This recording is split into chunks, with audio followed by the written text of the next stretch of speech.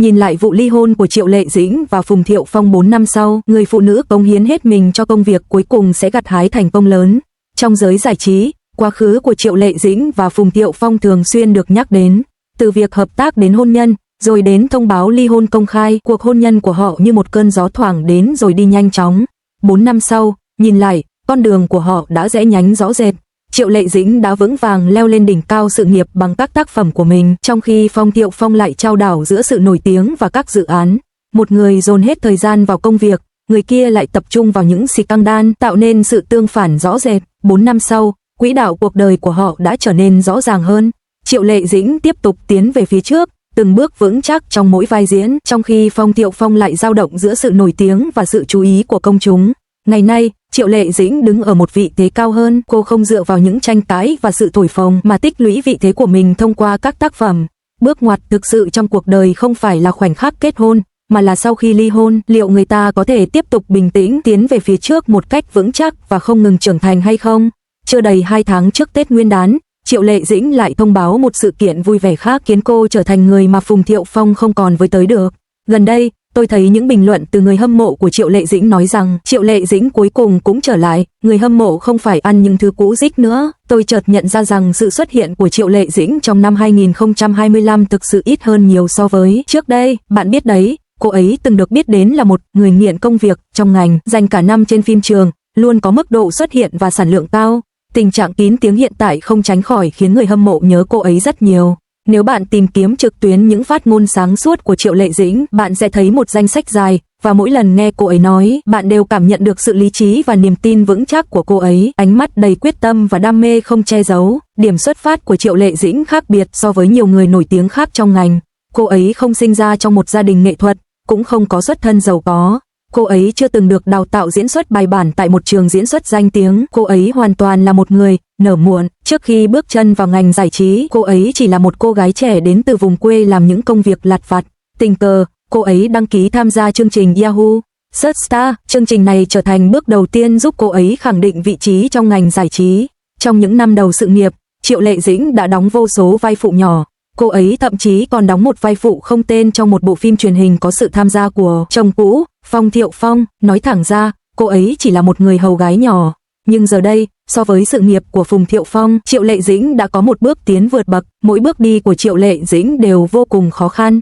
Cô ấy không phải là một trong những người may mắn nổi tiếng chỉ sau một đêm với một bộ phim. Cô ấy là một người thực sự chăm chỉ. Cô ấy từng nói, tôi muốn sống một cuộc đời có ý nghĩa. Nếu một người không có giá trị, thì sống để làm gì? Trong nhiều năm, cô ấy luôn coi đây là nguyên tắc sống của mình. Trước khi nổi tiếng, một số người dự đoán rằng cô ấy không thể trở thành nữ diễn viên chính vì khuôn mặt tròn, nói rằng khuôn mặt tròn không phù hợp với thẩm mỹ chính thống và không thể đảm nhận vai chính, nhưng Triệu Lệ Dĩnh đã không tin điều đó, và chỉ với 2 tác phẩm, Sao Boss và Me Sao và Sao Legend of Blue Chân Sao, cô ấy đã tạo dựng được chỗ đứng riêng trong ngành giải trí. Cô ấy không chỉ đạt được sự nổi tiếng và lượng người xem khổng lồ, mà còn chứng minh bằng tài năng của mình rằng khuôn mặt tròn không cần phải thay đổi gì vẫn có thể đảm nhận vai chính. Sau khi nổi tiếng, Triệu Lệ Dĩnh không tập trung vào các chương trình giải trí và hoạt động thương mại như nhiều nghệ sĩ khác. Thay vào đó, cô ấy từng bước một tập trung vào công việc diễn xuất và liên tục thử sức với các loại vai diễn và hình tượng khác nhau. Dù là phim truyền hình hiện đại hay phim cổ trang, mỗi lần xuất hiện của cô đều mang đến cho khán giả một cảm giác mới mẻ, giúp họ cảm thấy sảng khoái. Thực tế, trong ngành giải trí, nếu một diễn viên cứ liên tục đóng những vai diễn mà không trau dồi kỹ năng diễn xuất, khán giả dễ cảm thấy nhàm chán về mặt thẩm mỹ, cho rằng họ luôn đóng cùng một vai diễn dù thế nào đi nữa. Năm nay, Lôi Gia Diễn đã gặp phải tình trạng này. Các tác phẩm của Lôi Gia diễn ra thường xuyên, anh ấy có thể được thấy trong hầu hết các bộ phim truyền hình và điện ảnh, và các loại vai diễn cũng khá giống nhau, dẫn đến nhiều khán giả cảm thấy thiếu kết nối với câu chuyện và thậm chí đưa ra những bình luận tiêu cực như anh ấy diễn giống nhau trong mọi thứ, và sao lại là anh ấy nữa. Tuy nhiên, những lời chỉ trích như vậy hầu như không tồn tại với Triệu Lệ Dĩnh, bởi vì cô ấy thể hiện mỗi nhân vật với nét riêng biệt tuyệt vời. Ngay cả với những vai diễn tương tự, cô ấy vẫn có thể mang đến một cảm xúc khác biệt. Đây là minh chứng rõ ràng nhất cho tài năng diễn xuất của cô. Câu nói, sau gian khổ là hạnh phúc, miêu tả hoàn hảo hành trình của Triệu Lệ Diêm.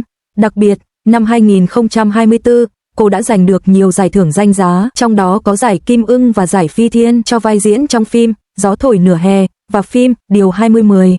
Trên sân khấu trao giải, Hình ảnh cô xúc động rơi nước mắt không chỉ được xem là diễn xuất mà còn khiến nhiều khán giả rơi nước mắt cùng cô, bởi vì ai cũng biết rằng đằng sau những giải thưởng này là nhiều năm cống hiến thầm lặng và nỗ lực không ngừng nghỉ của cô. Những người quen biết Triệu Lệ Diêm đều biết rằng cô trân trọng mọi cơ hội làm việc, dốc hết sức mình cho mỗi vai diễn và mỗi cơ hội diễn xuất.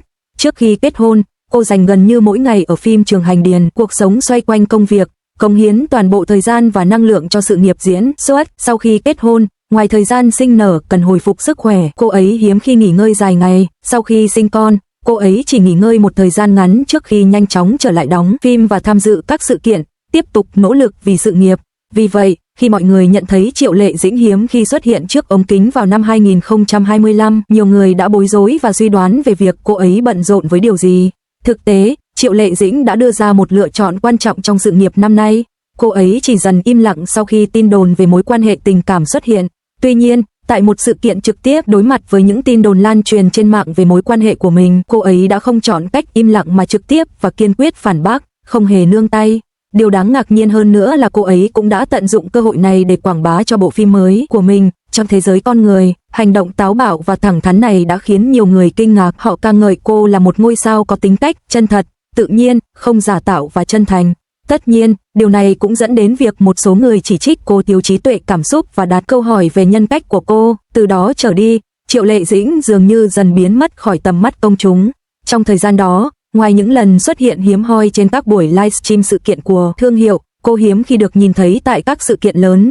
Ngay cả đến cuối năm, trong khi các ngôi sao khác đang hăng hái tham gia các sự kiện do nhiều nền tảng tổ chức, Triệu Lệ Dĩnh vẫn vắng mặt. Ngay khi mọi người nghĩ rằng năm 2025 của Triệu Lệ Dĩnh sẽ trôi qua một cách bình lặng, vào ngày 27 tháng 12, bộ phim Tiểu Nham Nham, trong đó cô xuất hiện với vai khách mời, đã chính thức ra mắt. Trước đó, Triệu Lệ Dĩnh đã đặc biệt quảng bá cho bộ phim. Mặc dù chỉ đóng vai phụ, cô vẫn đánh giá cao sự hợp tác này, vì đạo diễn của bộ phim này là Từ Cơ Châu. Hai người trước đây đã hợp tác trong Hoa Hồng, đánh dấu sự tái hợp của họ sau nhiều năm. Đây cũng là lần đầu tiên Từ Cơ Châu đạo diễn một bộ phim cổ trang. Người ta nói rằng vai diễn đã được thỏa thuận từ trước. Triệu Lệ Dĩnh không chỉ xuất hiện với vai khách mời mà còn hỗ trợ Từ Kỳ Châu rất nhiều trong quá trình quay phim, tư vấn cho anh về những lưu ý khi quay phim cổ trang, những cảnh nào được phép và không được phép quay, và những chi tiết nào cần đặc biệt chú ý. Điều này cho thấy Triệu Lệ Dĩnh quả thực là một người trung thành và tận tâm, cô ấy sẽ hết lòng giúp đỡ bạn bè khi cần. Điều khiến khán giả ngạc nhiên hơn nữa là Triệu Lệ Dĩnh lại đảm nhận vai phản diện sau hơn một thập kỷ, thể hiện sự đa tài của cô. Ngoài ra, bộ phim mới khác của Triệu Lệ Dĩnh, Thị trấn nhỏ đại sự, trước đây có tên là Người xây thành, đã chính thức bắt đầu chiến dịch quảng bá. Bộ phim này không chỉ ra mắt tài khoản chính thức mà còn phát hành trailer và cảnh hậu trường, cho thấy phim sẽ sớm được phát hành. Người ta cho rằng bộ phim này có thể sẽ khởi chiếu vào đầu tháng Giêng. Chiến dịch quảng bá rộng rãi cho thấy rõ tầm quan trọng mà mọi người dành cho bộ phim này và sự công nhận khả năng diễn xuất của Triệu Lệ Dĩnh. Đầu tiên, kênh phim truyền hình chính thức của CCTV đã quảng bá bộ phim. Tiếp theo là sự quảng bá đồng thời trên 3 nền tảng video lớn, Iki, Tencent Video và Youku. Quy mô quảng bá này cho thấy sự công nhận và tin tưởng của công chúng dành cho Triệu Lệ Dĩnh, đồng thời tạo ra sự mong chờ đáng kể đối với bộ phim trong lòng khán giả.